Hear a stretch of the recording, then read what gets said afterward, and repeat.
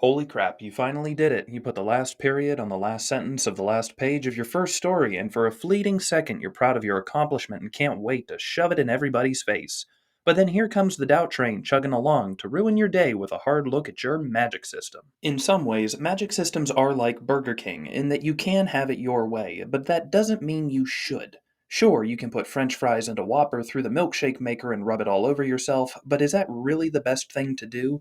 The answer is yes. But first things first, what we want to do is find a balance, allowing parts of our magic system to remain a mystery while also giving our audience some stable ground to stand on during the story. Today we're going to be looking at 4 considerations of magic systems using Attack on Titan as our example, because the show incorporates rules for soft and hard magic systems and even uses magic to break a rule of storytelling. Bonkers, right? But we're going to leave that one until the end because then, you know, now you have to watch the whole thing, and I feel good about myself. Anyway, let's kick this sucker off with my biggest issue with magic systems, which is thing to consider numero uno.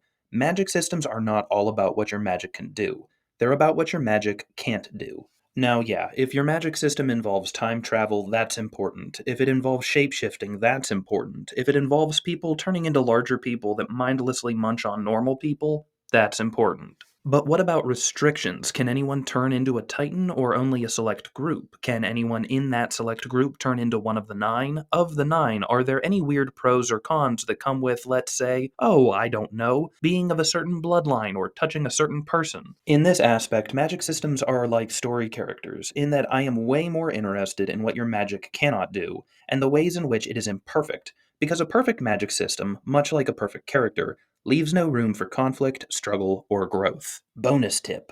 A magic system's restrictions can enhance a story's theme. Attack on Titan accomplishes this because its magic organically feeds into the story's anti-war and racism message, which is pretty nifty. Your magic system doesn't have to do this, but it's a hard flex if it does. Only Eldians can become Titans, which is why Eldians are hated by the rest of the world. All Eldians have the ability to turn into a regular Titan, or one of the 9, or several of the 9 if they're really feeling hungry, but the spinal fluid needs to be ingested or inhaled. You can't just nibble on a finger and become a Titan or Titan shifter. Finally, if you have Royal Fritz or Reese blood, you get a power bonus, which allows you to use the coordinate ability and gives you a lot more sway in conversations with this chick.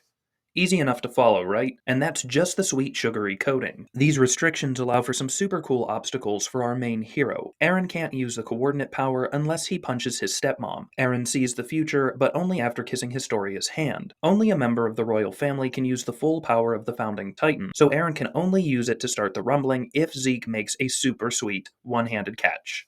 Think of it this way, your magic system should have limitations, and these limitations should impose an obstacle for your hero in their quest of whatever, collecting blueberries or controlling the biggest step team on the planet, because this increases story tension and your heroes need to problem solve, which is always a big yay for any story. Our goal in storytelling is to gradually increase tension and suspense, so if our magic system helps increase either one, then it is an asset to your storytelling ability, which brings us to consideration number 2. Your magic system is only as cool as my ability as an audience member to understand it. If you don't show me the limitations of your magic, I will never know them.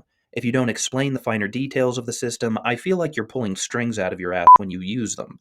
If I don't know the repercussions of using your magic, then I'll never know what is at stake when using it. So, Attack on Titan has a lot of rules, which normally I would shy away from. Think back to your childhood when you opened a board game. The instruction packet was spiral bound and had chapters because it was so complicated. Guess what game we're not playing? This strategy feeds into the mystery of Attack on Titan while also gamifying the magic system's rulebook.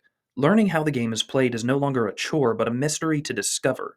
Now, when Aaron catches a cannonball out of the air, regrows a tooth, or tries out for the world's tallest strongman, we learn a little bit about how Titan shifters work, which lays the possibility for more shifters, more rules, and more mysteries. Now, could you just have a rulebook? Sure. Not very creative, but sure. Could you have an outsider join a group of people who already know the rules, therefore warranting an explanation of the rules? Sure. That's super common and completely fine. Attack on Titan is pretty original in having both its entire cast and audience discover the mystery together, and that's what I love about the show. However, use whatever strategy necessary to make sure your audience understands your magic system to whatever degree is necessary. For example, I don't need to know Aaron only has 13 years to live after inheriting his powers right off the bat. I don't need to know he can see some of his father's memories yet. I just need to know the basics. He bites his hand, he gets bigger. Got it. So, here's a real world application. I know this is a video on magic and anime, but let's all pretend what a first date might be like.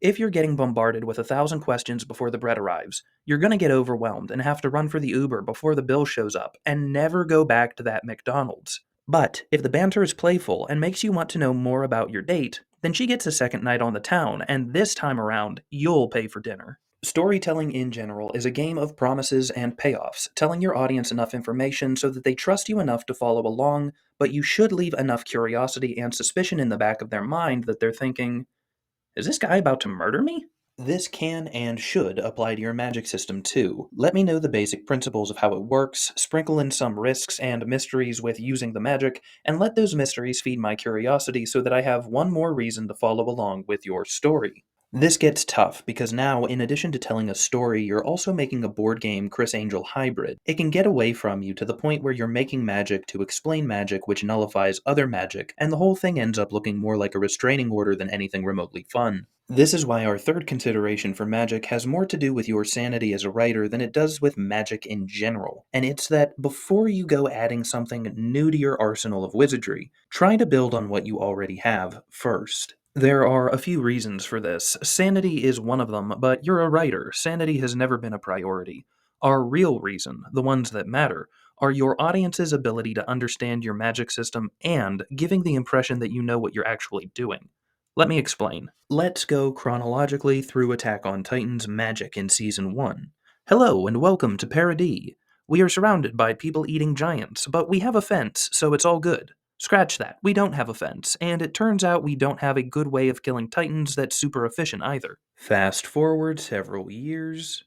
Turns out that our craziest soldier can actually turn into a titan. Not sure how or why, but let's see if we can use him as a weapon or for land development. Fast forward a few months. Turns out Aaron isn't the only one who can turn into a titan, but they're not all on our side. We also learned our fence is actually made out of giants. Isn't that weird? See how it builds? See how we took a basic understanding of we're in a world of giants, all the way to Titans are weapons, and there is something bigger at play here that we don't understand. Every new reveal about Attack on Titan's magic feeds logically from the previous reveal. It is easy to understand for your audience. A+, chef's kiss. It gives the impression that you knew what you were doing all along, because one thing feeds into the next. Moving on, for you as a writer, if you force yourself to work within your own rules, your story is going to be tighter than an extra mini jockstrap at a sumo wrestling tournament because it forces you, the writer, to think through your hero's predicament and come up with a cool solution. And look, this is a hard love moment, so bring it on in. Your story should never make things easy on your hero. Writing your story and your magic system should not be easy for you. Write yourself into a corner. Go ahead. See if you can't figure a way out without cheating or changing the rules. Because, oh, baby, is it satisfying to wriggle your way out of a story bind that actually works. And that brings us to our fourth and final point. Don't cheat. And I know some of you are thinking, that's it? Don't cheat? Yeah, and here's why I have to say this. So, deus ex machina, or however the hell you pronounce it. Don't save some big magical reveal for the end of your story so that the heroes are miraculously saved. Don't add a bunch of new rules you never told the audience so that you don't have to think up a good ending. You struggle and you figure it out. Unless the reveal that Aaron can see into the future using the Attack Titan can definitely be viewed as a deus ex machina because, unless I missed it, we were never really shown this ability in the past. The story walks a fine line between a little bit of cheating and a whole bunch of plot twist. So this is the main thing that I actually wanted to elaborate on, and it is also one of the other things that I love about Attack on Titan. Using a new magical ability to avoid a problem is worse than yelling at kittens, but using a new magical ability to explain how we created the problem in the first place is the best thing since handcuffs and pool noodles. The reveal that Aaron's ability is what caused the events of the show is a plot twist, because it recontextualizes the entire story, and most importantly, it recontextualizes the end of the story. That being said, the end of the story does not change. Aaron still needs to die. Mikasa still needs to kill him. Everyone has to feel really sad, I have to think about my life for a little bit and be alone. The outcome doesn't change, but our perspective does. A deus ex machina would be more along the lines of Aaron's ability to see the future and mentally abuse his father, resulting in him also being able to undo the past or raise the dead. You know, like he shouts and everyone comes back to life, and Aaron's all like, "Don't do it again." That ending would suck. The entire show would feel pointless, and then I'd never be able to trust again, and all that money I spent on Crunchyroll would have been wasted, and I'd have to make more money on YouTube and try to recoup my losses. So, when writing your magic system, make sure to prioritize restrictions over capabilities. For any power it conveys, let me know if there is a cost that goes along with it. However you decide to explain the rules to me, make sure that I can understand them. And finally, don't cheat with magic. Ta-da! The end.